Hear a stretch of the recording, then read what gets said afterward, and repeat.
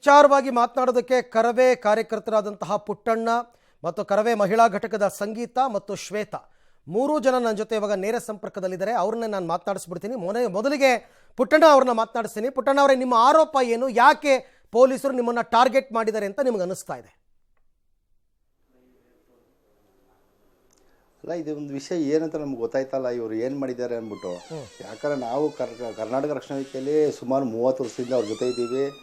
ಪ್ರತಿಯೊಂದು ಕೆಲಸದಲ್ಲಿ ಭಾಗಿಯಾಗಿದ್ದೀವಿ, ಪ್ರತಿಯೊಂದು ಇದಿದೆ. ಆದರೆ ಏಕಾಏಕಿ ಗಾಡಿಗಳನ್ನೆಲ್ಲ ಸೀಜ್ ಮಾಡಿ ಅನ್ನೋದು, ಮತ್ತು ಆಮೇಲೆ ಎಲ್ಲರ ಮನೆ ಡ್ರೈವರ್ ಮನೆ ಹತ್ರ ಹೋಗಿ ಗಾಡಿ ಎತ್ಕೊಬನ್ನಿ ಅಂತ ಏನು ನೋಟಿಸೇ ಕೊಟ್ಟಿಲ್ಲ. ದಿನದಿಂದ ಬಂದ್ಬಿಟ್ಟು ಮನೆ ಹತ್ರ ಬಂದು ನೀವು ಬನ್ನಿ ಅಂತ ಕರೆಯೋದಕ್ಕೆ ನಾವೇ ಡೈರೆಕ್ಟಾಗಿ ಬರ್ತಾ ಇದ್ವಲ್ಲ ಅವ್ರ ಹತ್ರಕ್ಕೆ. ಓಕೆ, ಸಂಗೀತ ಅವರೇ, ಈಗ ಈ ಹಿಂದೆನೂ ಕೂಡ ಹೋರಾಟಗಳು ತುಂಬಾ ನಡೆದಿದೆ. ರಕ್ಷಣಾ ವೇದಿಕೆಯವರು ನಾಡು ನುಡಿ ನೆಲ ಜಲ ಹೋರಾಟಗಳನ್ನ ಮಾಡ್ಕೊಂಡು ಬಂದಿದ್ದಾರೆ. ಆದರೆ ನಿಮ್ಮನ್ನ ಯಾವುದೋ ಟೆರರಿಸ್ಟ್ ರೀತಿಯಲ್ಲಿ ಟ್ರೀಟ್ ಮಾಡ್ತಕ್ಕಂಥದ್ದು, ರೌಡಿ ಶೀಟರ್ಗಳ ರೀತಿ ಟ್ರೀಟ್ ಮಾಡ್ತಕ್ಕಂಥದ್ದು, ಈ ಪದ್ಧತಿ ಈಗ ಶುರುವಾಗ್ತಾ ಇರ್ತಕ್ಕಂಥದ್ದು ನಿಮ್ಗೆ ಹಾಗೆ ಅನ್ನಿಸ್ತಾ ಇದೆಯಾ?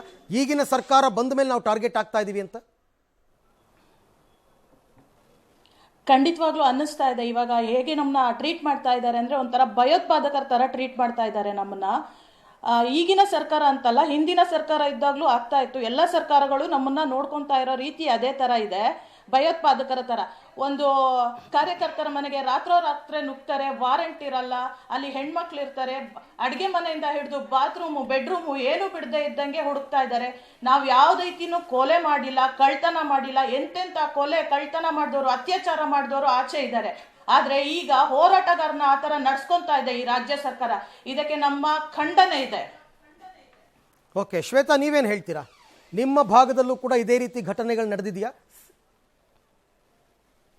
ಖಂಡಿತವಾಗಿ ಸರ್. ನೋಡಿ, ಭಾರತದ ಒಕ್ಕೂಟದ ವ್ಯವಸ್ಥೆಯಲ್ಲಿ ಪ್ರತಿಯೊಬ್ಬ ಮನುಷ್ಯನಿಗೂ ಒಂದು ಹೋರಾಟವನ್ನ ಮಾಡುವಂತಹ, ಅವನ ಹಕ್ಕನ್ನು ಕೇಳುವಂತಹ ಎಲ್ಲ ಅರ್ಹತೆಗಳು ಇದ್ದೇ ಇರುತ್ತೆ. ಅಂಥದ್ರಲ್ಲಿ ನಾವಿವತ್ತು ಹೋರಾಟಗಾರರು ಕನ್ನಡ ನಾಡು ನುಡಿ ವಿಚಾರವಾಗಿ ನಾವು ದನಿ ಎತ್ತಿದ್ರೆ ನೀವು ನಮಗೆ ಕೊಡುವಂತ ಕೊಡುಗೆ ಜೈಲು ಶಿಕ್ಷೆ, ಜೊತೆಗೆ ಕಾರ್ಯಕರ್ತರಿಗೆ, ಕರವೇ ಮುಖಂಡರಿಗೆ ನೀವು ನಡೆಸ್ಕೋತಿದ್ದೀರಲ್ಲ ಸ್ವಾಮಿ, ಇದು ಬಹಳ ತುಂಬಾ ದುಃಖ ತರುವಂತ ವಿಚಾರ. ನಾವು ಈ ಕೋರ್ಟು ಕೇಸ್ಗಳಿಗೆಲ್ಲ ಭಯ ಪಡೋರಲ್ಲ, ಆದ್ರೆ ನೀವು ಪೊಲೀಸ್ ಅವರ ದುರ್ವರ್ತನೆ ಇದೆಯಲ್ಲ, ಮನೆಗಳಿಗೆ ನುಗ್ಗೋದು, ಹಾಗೆ ಮನೆಗಳಲ್ಲಿ ಮಕ್ಕಳಿರ್ತಾರೆ, ವಯಸ್ಸಾಗಿರುವಂತ ಹಿರಿಯರು ಇರ್ತಾರೆ, ಜೊತೆಗೆ ನಮ್ಮ ಕರವೇ ಕಾರ್ಯಕರ್ತರೆಲ್ಲ ಒಂದು ಬಾಡಿಗೆ ಮನೇಲಿ ಇರ್ತಾರೆ.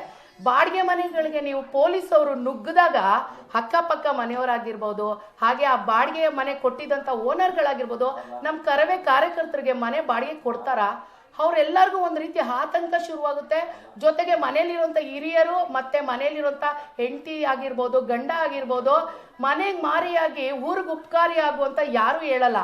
ನಿನ್ನ ಈ ಹೋರಾಟದ ಹಾದಿಯನ್ನ ಇಲ್ಲೇ ನೀನು ಮುಗಿಸು. ಮನೆಗಳಿಗೆ ಈ ರೀತಿ ಪೊಲೀಸ್ ಅವ್ರು ಬಂದ್ರೆ ನಾವ್ ಹೇಗೆ ತಲೆ ಎತ್ಕೊಂತಿರ್ಗೋದು? ಯಾಕಂದ್ರೆ ಅಕ್ಕಪಕ್ಕದವ್ರಿಗೆ ಪೊಲೀಸ್ ಅವ್ರು ಏನಕ್ಕೆ ಬಂದ್ರು ಅನ್ನೋದ್ ಕಾರಣ ಗೊತ್ತಿರಲ್ಲ. ಏನೋ ಮಾಡಬಾರ್ದು ಮಾಡಿದಾರೇನೋ, ಕಳ್ತನನೋ ಸುಳ್ತನನೋ, ಇಲ್ಲ ಟೆರರಿಸ್ಟ್ಗಳೋ, ಇಲ್ಲ ರೌಡಿಗಳೋ, ಅದಕ್ಕೆ ಪೊಲೀಸ್ ಅವ್ರು ನುಗ್ಗಿದಾರ. ಅದು ಏನು ಮಧ್ಯರಾತ್ರಿಲಿ ಮನೆಗಳಿಗೆ ನುಗ್ಗೋದು. ಏನ್ ಸ್ವಾಮಿ ಮಾಡಿದೀವಿ ನಾವು ಹೋರಾಟಗಾರರು? ಒಂದು ಕಡೆ ಈ ಸರ್ಕಾರದ ಮಲತಾಯಿ ಧೋರಣೆ, ಇನ್ನೊಂದ್ ಕಡೆ ನಮ್ಮ ರಾಜ್ಯದಲ್ಲೇ ಕನ್ನಡಿಗರೇ ಪರಕೀಯವಾಗಿ ಬದುಕ್ತಾ ಇರುವಂತ ಒಂದು ವಾತಾವರಣ. ಇಂಥ ವಾತಾವರಣದಲ್ಲಿ ನಮ್ಮ ಹೋರಾಟಗಾರರನ್ನ ಈ ಸರ್ಕಾರ ಪೊಲೀಸ್ ಇಲಾಖೆಯನ್ನ ಬಳಸಿ ಅವರ ಒಂದು ಅಧಿಕಾರವನ್ನ ದುರ್ಬಳಕೆ ಮಾಡಿಕೊಂಡು ಹೋರಾಟಗಾರನ ಹತ್ತಿಕ್ಕುವಂತ ಕೆಲಸ ಮಾಡ್ತಿದ್ಯಲ್ಲ ಸ್ವಾಮಿ, ಇದು ನ್ಯಾಯನಾ? ಈ ವಿಚಾರವಾಗಿ ಯಾವುದೇ ಒಬ್ಬ ಪಕ್ಷದ ನಾಯಕ ಆಗಿರ್ಬೋದು, ಸಚಿವರಾಗಿರ್ಬೋದು, ಯಾರು ಕೂಡ ದನಿ ಎತ್ತುತ್ತಾ ಇಲ್ವಲ್ಲ. ಹಾಗಾದ್ರೆ ಏನು ನಿಮ್ಮ ಸರ್ಕಾರನ ಇಲ್ಲಿರುವಂತ ದೊಡ್ಡ ದೊಡ್ಡ ಮಾಲ್ಗಳು, ದೊಡ್ಡ ದೊಡ್ಡ ಶ್ರೀಮಂತರು, ಅವರ ಬಂಡವಾಳ ಶಾಹಿಗಳಿಗೆ ಮಾರ್ಕೊಂಡ್ಬಿಟ್ಟಿದ್ದೀರಾ ನೀವು? ನಿಮ್ಮ ವೋಟ್ ಬ್ಯಾಂಕ್ಗೋಸ್ಕರ, ನಿಮ್ಮ ಒಂದು ಅಧಿಕಾರದ ಆಸೆಗೋಸ್ಕರ ನೀವು ಒಂದು ಚುನಾವಣೆ ಸಂದರ್ಭದಲ್ಲಿ ಈ ಶ್ರೀಮಂತರ ಬಂಡವಾಳ ನಿಮ್ಗೆ ಬೇಕು, ಅವರ ಹೂಡಿಕೆ ನಿಮ್ಗೆ ಬೇಕು ಅಂತ. ಶ್ವೇತಾ ಅವರೇ, ನೀವು ಹಾಗೆ ಸಂಪರ್ಕದಲ್ಲಿರಿ, ನಿಮ್ಮ ಜೊತೆ ನಾನು ಮಾತನಾಡ್ತೀನಿ. ಪುಟ್ಟಣ್ಣ ಅವ್ರನ್ನ ಒಂದ್ಸರ್ತಿ ಮಾತನಾಡಿಸ್ಬಿಡ್ತೀನಿ. ಪುಟ್ಟಣ್ಣ, ನನಗೆ ಒಂದು ಅರ್ಥ ಆಗ್ತಿಲ್ಲ, ನೀವು ಮಾಡ್ತಿರೋ ತಪ್ಪೇನು ಅಂತ. ನಿಮ್ಮ ಸ್ವಾರ್ಥಕ್ಕೋಸ್ಕರ ನೀವೆಲ್ಲೂ ಕೆಲಸ ಮಾಡ್ತಾ ಇಲ್ಲ, ರೌಡಿಸಮ್ ನಡೀತಾ ಇಲ್ಲ, ಹಾಗೆಯೇ ಮ್ಯಾನ್ ಹ್ಯಾಂಡ್ಲಿಂಗ್ ಅಂತಕ್ಕಂಥದ್ದು ಆಗ್ತಾ ಇಲ್ಲ, ಶಾಂತಿಯುತವಾದ ಹೋರಾಟಗಳು ನಡೀತಾ ಇದೆ. ಹೀಗಿದ್ರೂ ಕೂಡ ನಿಮ್ಮನ್ನು ಪೊಲೀಸರು ಟಾರ್ಗೆಟ್ ಮಾಡಿದ್ದಾರೆ. ಹಿಂದೆನೂ ಆಗ್ತಾ ಇತ್ತು, ಈ ಮಟ್ಟದಲ್ಲಿ ಆಗ್ತಾ ಇಲ್ಲ. ಈ ಸರ್ತಿ ಹೀಗಾಗ್ತಾ ಇರೋದಕ್ಕೆ ನಿಮ್ಮ ಪ್ರಕಾರ ಏನು ಕಾರಣ?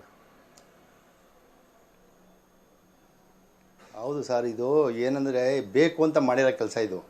ಯಾಕಂದರೆ ಯಾವುದೇ ಸಂಘಟನೆಗಳು, ಯಾವುದೇ ರಾಜಕೀಯ ಆಗಲಿ, ಪ್ರತಿಯೊಂದಕ್ಕೂ ನಾವು ಇವತ್ತರೆಗೂ ಹಾಕೋ ಬಂದಿದ್ದಕ್ಕೆ ಎಲ್ಲೂ ತೊಂದರೆ ಆಗಿಲ್ಲ. ಇವಾಗ ನಮಗೆ ಏನಂತ ಗೊತ್ತಿಲ್ಲದೆ ಇವರು ಹೇಳ್ದೆ ಕೇಳದೆ ಮಾಡ್ತಾರೋ ಕೆಲಸಗಳು. ಡೈರೆಕ್ಟಾಗಿ ಬಂದು ಹೇಳಬೇಕು. ನಾವು ಹೇಳ್ದಂಗೆ ಪೊಲೀಸರು ಹೇಳ್ದಂಗೆ ನಾವು ಕೇಳಿದ್ದೀವಿ. ನೋಡಪ್ಪ, ನೀವು ಹಾಕಬೇಡಿ, ಇವಾಗ ಹಾಕಿದ್ರೆ ಇದು ನಿಮಗೆ ಅರೆಸ್ಟ್ ಮಾಡ್ತೀವಿ, ನಿಮಗೆ ಸೀಜ್ ಮಾಡ್ತೀವಿ ಅಂತ ಹೇಳಿದ್ರು. ಆಯಿತು ಸರ್ ಅಂತ ಹೇಳ್ಬಿಟ್ಟು ಅವ್ರು ಹೇಳ್ದಂಗೆ ಆಫ್ ಮಾಡಿ ಸೈಡ್ಗೆ ಹಾಕಿದ್ದೀವಿ ಗಾಡಿ. ಅಲ್ಲಿ ಹಾಕಿದ್ಮೇಲೆ 4 ಗಂಟೆವರೆಗೂ ಅಲ್ಲೇ ಕಾಯ್ಕೊಂಡು ಕೂತಿದ್ದೀವಿ. ಊಟ ಇಲ್ಲ, ಒಂದು ಟೀ ಇಲ್ಲ, ಏನಿಲ್ಲ. ನಮಗೂ ಬಾಯಿಲ್ಲ, ಒಣಗಿ ಇದಾಗಿತ್ತು. 4 ಗಂಟೆ ಮೇಲೆ ನಾವು ಗಾಡಿ ಎತ್ಕೊಬಂದಿದ್ದೀವಿ. ಆ ಗಾಡಿ ಎತ್ಕೊಬಂದ್ಮೇಲೆ ಅವರು ಫೋನ್ ಮಾಡಿ ನಮ್ಮನ್ನ ಕೇಳಬೇಕು, ಏನಪ್ಪ ಹಿಂಗಾಗಿದೆ, ಗಾಡಿ ಸೀಜ್ ಮಾಡ್ತಾಯಿದ್ದೀವಿ, ಬಂದು ಮಾತಾಡಿ ಅಂತ ಹೇಳಬೇಕು. ಇಲ್ಲ ಏನೋ ಒಂದು ಇದು ಮಾಡಬೇಕು. ಏಕಾಏಕಿ ಮನೆಗೆ ಬಂದು ನೀವು ಗಾಡಿ ಆಕ್ಸಿಡೆಂಟ್ ಮಾಡಿದ್ದೀರಾ, ನಿಮ್ಗೆ ಅಲ್ಲಿ ತೊಂದರೆ ಆಗ್ಬಿಟ್ಟಿದೆ, ನಿಮಗೆ ಇದಾಗಿದೆ, ಬನ್ನಿ ನೀವು ಅಂತ ಕರೆದ್ಬಿಟ್ಟು ನಮ್ಮನ್ನ ಒಂದು ಟಾರ್ಗೆಟ್ ಮಾಡಿದ್ರೆ ನಾವು ಏನು ಮಾಡಬೇಕು? ನಮಗೀಗ 3 ವರ್ಷ ಕೊರೋನಾ ಇದ್ದಾಗ ಯಾವ ರಾಜಕೀಯದವರಾಗಲಿ ಯಾರೇ ಆಗಲಿ ₹1 ನಮ್ಗೆ ಕೊಟ್ಟಿಲ್ಲ. ನಮಗೂ ತುಂಬ ಕಷ್ಟದಲ್ಲಿದ್ದೀವಿ. ಸಾವಿರಾರು ಲಕ್ಷಾಂತರ ಸಾಲ ಮಾಡಿದ್ದೀವಿ. ಅಲ್ಲ, ಸಾಲ ತೀರ್ಸೋದು ಹೆಂಗೆ? ನಮ್ಮ ತೊಂದರೆ ನಾವೇ ಹೆಂಡತಿ ಮಕ್ಕಳು ಸಾಕೋದು ಹೆಂಗೆ? ಇದನ್ನೇ ಇದು ಮಾಡಿದ್ರೆ ಇವರು ನಾವೇನು ಗಂಧದ ಮರ ಸಾಕ್ಸಿದ್ದೀವ, ಇಲ್ಲ ಕಳ್ತನ ಮಾಡಿದ್ದೀವ, ಯಾರ ತಲೆ ಹೊಡೆದಿದ್ದೀವ, ಯಾರ ಮನೆ ಹಾಳು ಮಾಡಿದ್ದೀವಿ ಅಂದ್ಬಿಟ್ಟು ನಮ್ಗೆ ಹಿಂಗೆ ಮಾಡಿದ್ದಾರೆ.